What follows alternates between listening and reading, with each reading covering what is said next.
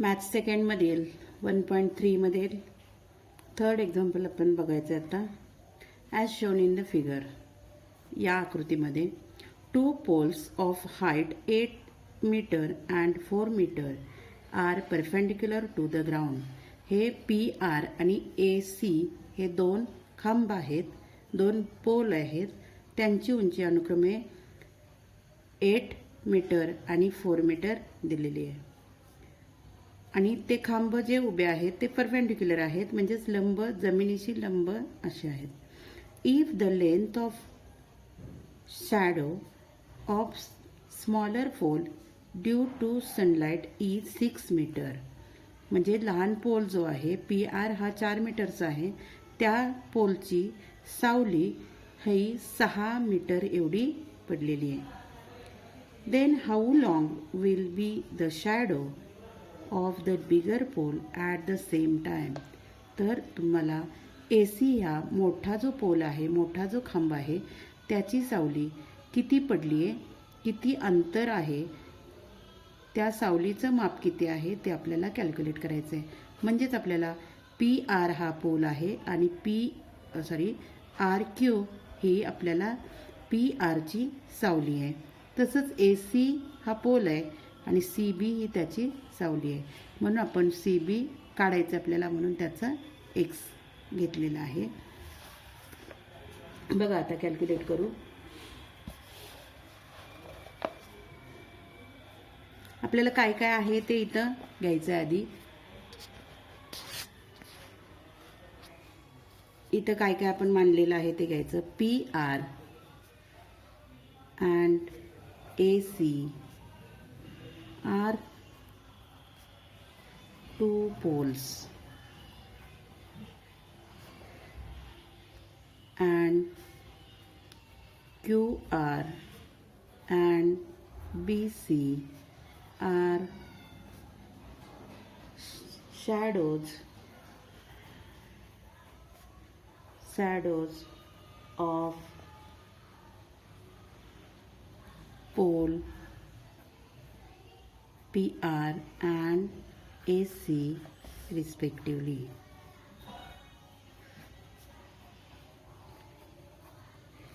PR आणि AC हे दोन खांब आहेत आणि QR आणि BC ही त्या खांबांची, म्हणजेच PSची QR आहे, PRची QR आहे आणि ACची BC आहे.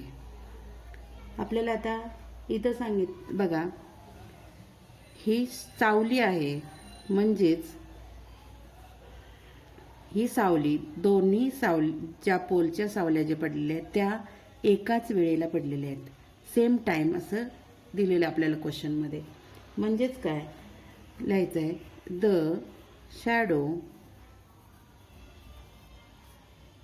Shadows are cast at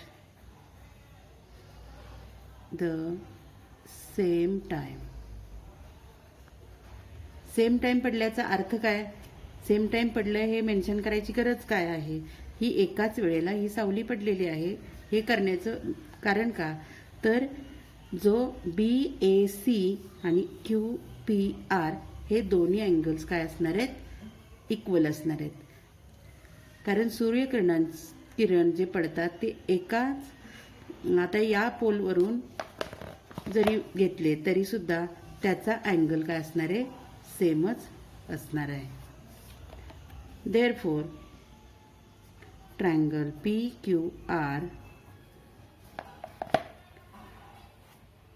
similar triangle ABC. कारण का, तर आपल्याला याच्यामध्ये सांगितले की ही जी शॅडो पडलेली आहे, सावली जी पडलेली आहे ती एकाच वेळेला पडलेली आहे आणि आपण पोल जे घेतलेले आहेत ते सुद्धा काय आहेत, प्रमाणात आहेत. देअरफॉर PQ रेशो लिहायचं आपल्याला, PQ divided by AB is equal to QR divided by BC. Therefore PQ किती आहे 4, AB आहे 8 इज इक्वल टू QR आहे 6 divided by x. Cross multiplication 4x is equal to 6 multiplied by 8. x is equal to 48 divided by 4. Therefore x is equal to 12. म्हणजेच आपल्याला इथं the length of the shadow of the higher pole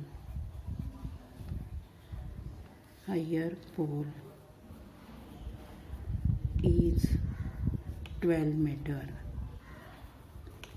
हे झालं answer.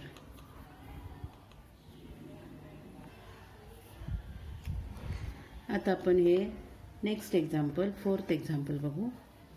याच्यामध्ये बघा in triangle ABC हा मोठा जो ट्रायंगल आहे त्याच्यामध्ये AP परपेंडिक्युलर BC, AP हा BC वर लंब आहे, BQ परपेंडिक्युलर AC, BQ हा AC वर लंब आहे, B'P' म्हणजेच B'P' याचाच अर्थ P हा BCच्या मध्ये आहे तर Q हा ACच्या मध्ये आहे. देन प्रूव्ह दॅट पहिला प्रूव्ह करायचं आहे आपल्याला triangle CPA similar triangle CQB, त्रिकोण CPA समरूप त्रिकोण CQB. इफ AP बरोबर 7 हा जो लंब आहे तो 7, BQ बरोबर 8 आहे, BC बरोबर 12 आहे तर ACची व्हॅल्यू काढायची. आधी आपल्याला हे दोन्ही त्रिकोण समरूप आहेत हे सिद्ध करायचे. त्याच्यासाठी आता आपल्याला दिलेल्या गोष्टी आहेत त्या लिहून घ्यायच्या आहेत. AP perpendicular BC and BQ perpendicular AC या दोन्ही आपल्याला दिलेल्या गोष्टी आहेत. याच्यामुळं काय झालेलं आहे की CPA CQB हे दोन ट्रायंगल आपल्याला मिळतात. Triangle CPA and in triangle CPA and CQB या दोन्ही त्रिकोणामध्ये काय काय आपल्याला एकरूप आहेत बघा. CQB कॉन्ग्रंट CPA कारण हे दोन्ही काय आहेत लंब आहेत म्हणजेच 90 डिग्री आहेत. Angle CPA congruent angle CQB काय लिहिणार इच अँगल 90 डिग्री प्रत्येक कोण 90 अंशाचा. दुसरा अँगल बघा PCA किंवा ACP कॉन्ग्रंट अँगल BCQ किंवा QCB. PCA QCB AC जर आपण P घेतला तर BCQ घेतला. आता काय घेतलं आपण angle ACP congruent angle ACP आहे तर BCQ.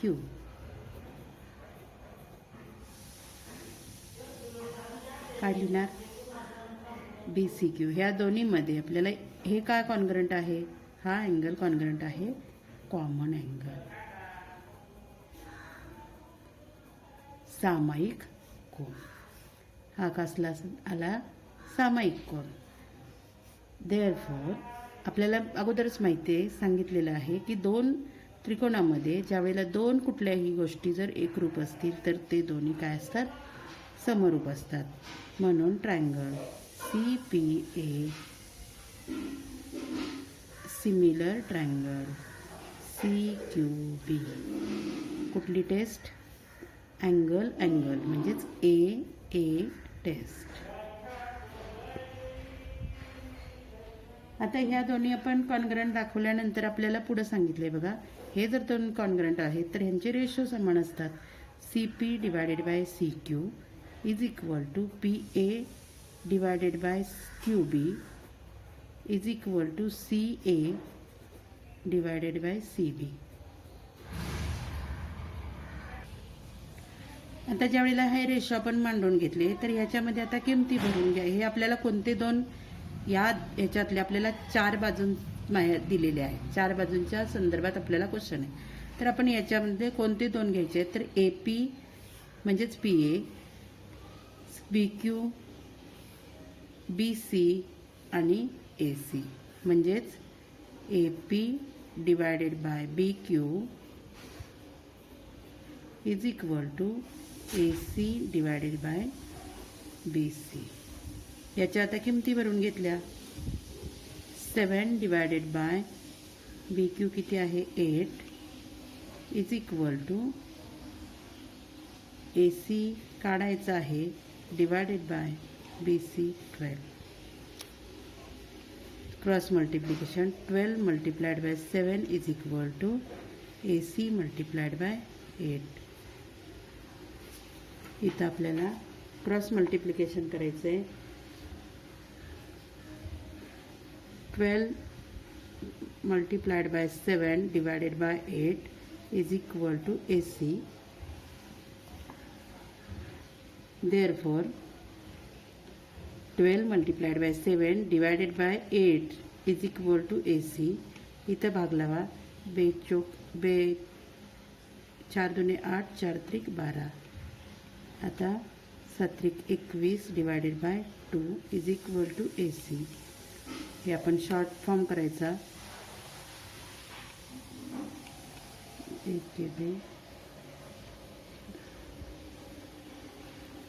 10 divided 10.5 is equal to AC. म्हणजेच आपल्याला आन्सर लिहायचं आहे AC इज इक्वल टू 10.5.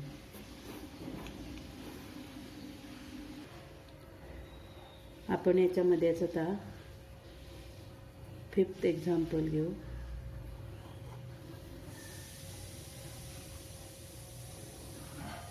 इथं बघा,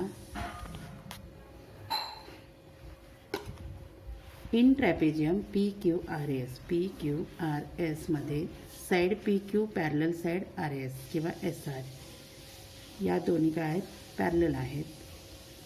side PQ parallel SR, then AR is equal to 5 AP. AR is equal to 5 AP. 5 AP. AR is equal to 5 AP. AS is equal to 5 AQ. म्हणजे AQच्या 5 पट AS आहे, तर AR हा PAच्या किंवा APच्या 5 पट आहे. देन प्रूव्ह दॅट SR हा PQच्या 5 पट आहे.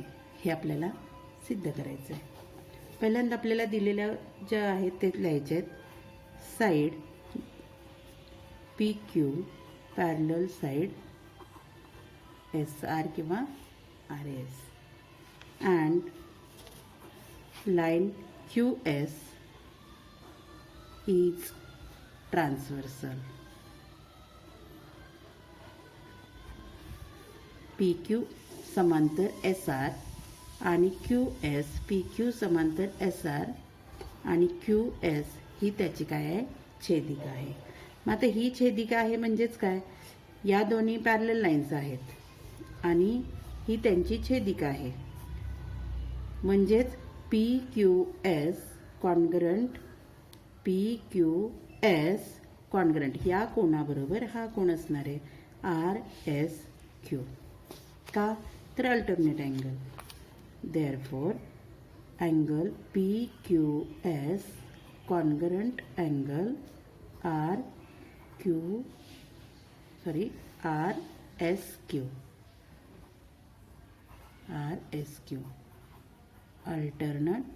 alternate angles.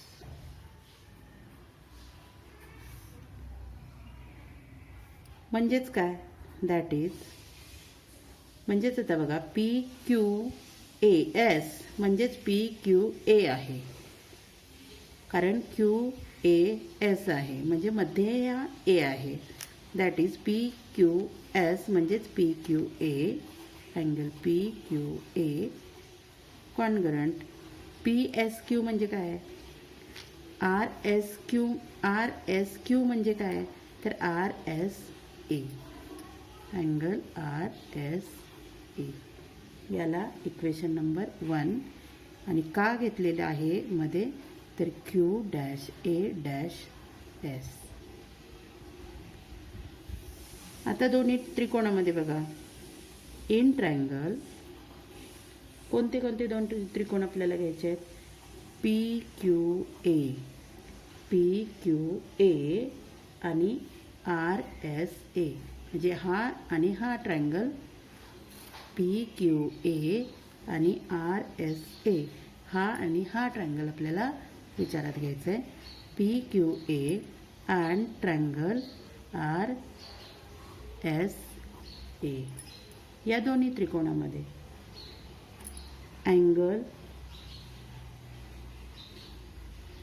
कोणता अँगल बघा, आपल्याला इथं हे दोन्ही त्रिकोण बघितले तर आपल्याला काय होतं, तर P Q A congruent R S A आपल्याला दाखवलेले आपण इक्वेशन 1 मध्ये.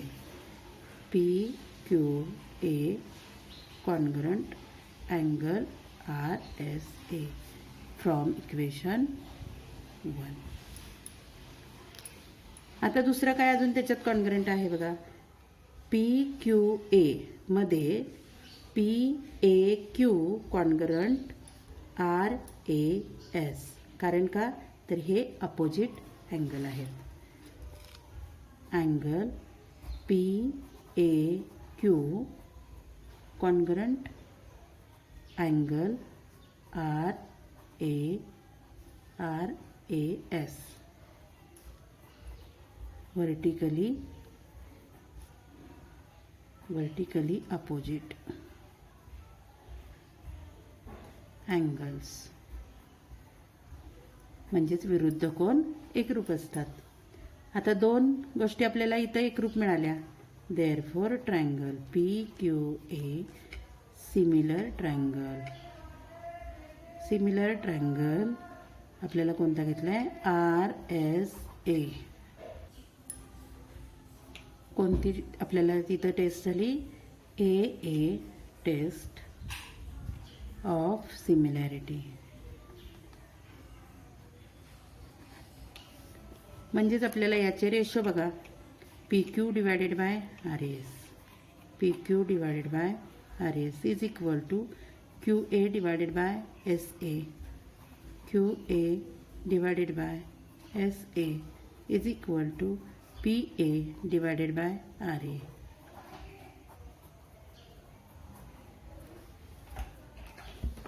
आपल्याला इथं काय केलंय, तर आपण करस्पॉन्डिंग साईडचा रेशो घेतला आहे.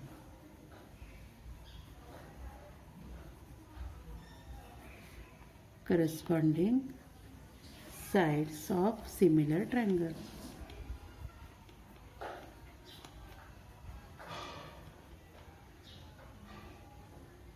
Similar triangle. आता ह्या दोन्ही आपल्याला आपण रेशो घेतला.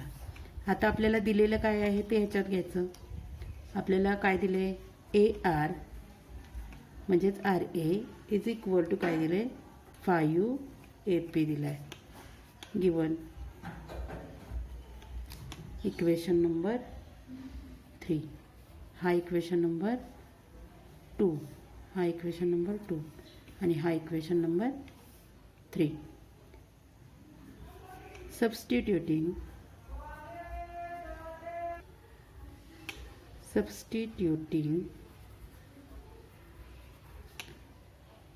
3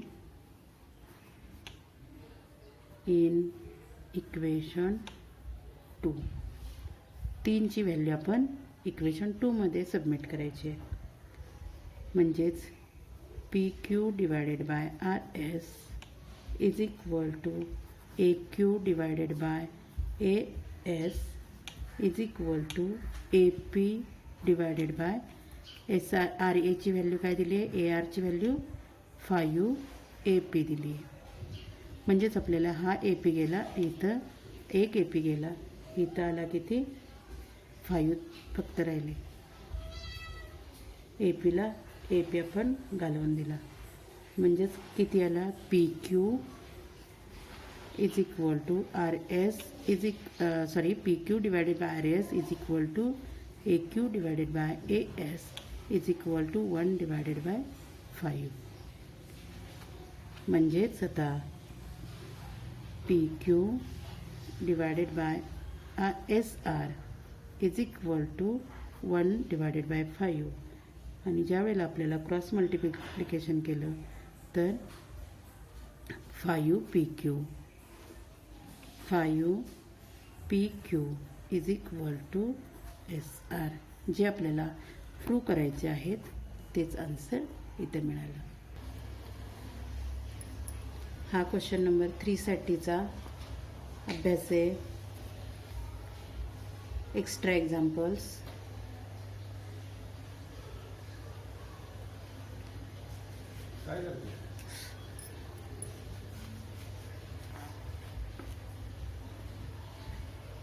हा क्वेश्चन नंबर 4 साठीचा आहे.